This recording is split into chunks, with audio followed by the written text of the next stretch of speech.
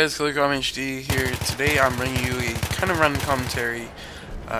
But before I get onto the topic, I want to thank you for your positive feedback on National Medal. I spent a lot of time working on that, and I'm glad to see that people actually enjoy it. Anyways, the gameplay you're seeing is Caspian Border Default Conquest with TKH 2002. But that's not really the topic of this video. It's kind of just like dynamic wallpaper, I guess, right now. But the real topic today is modding, and where is it in Battlefield 3? So if you follow Battlefield 3 news, you might remember the October stir-up between the modding community of Battlefield 3 and DICE.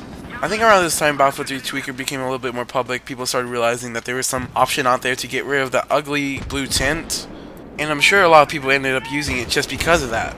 But of course, Battlefield 3 Tweaker also allowed you to tweak weapon damage, weapon recoil, and essentially pretty much hack, which was a big issue of Battlefield 3 Tweaker, and which is why I never actually ended up using it, because I didn't want to get banned. But a few days later, Realmware, who actually made the settings editor, which is a very, very helpful tool, released something called the Battlefield 3 Color Tweaker, and this was basically the ability to turn off the annoying blue tint and even change colors of the map to make it look more vibrant. So everyone decided to start making videos on this awesome tool, and a lot of people actually ended up downloading it, installing it, and using it.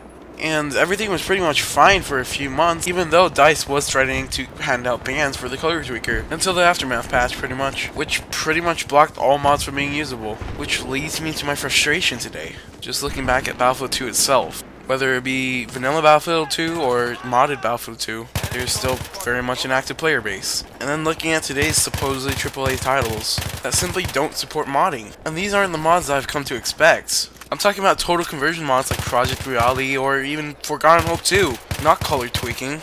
And even before the game was released, DICE pretty much promised mod tools. And of course the infamous demo recorder that never was released to us. I think we've pretty much come to the consensus that they're just doing this so they can pump out DLC after DLC and make the most money. In this day and age, gaming is not about quality, it's about quantity. At least that's what it is to the publishers. It sucks games only last 2 years nowadays, ending with another game that's pretty much the same that has a different number on the end of it. Now of course it doesn't mean you can't have fun from Battlefield 3 anymore. The base game itself is pretty damn solid.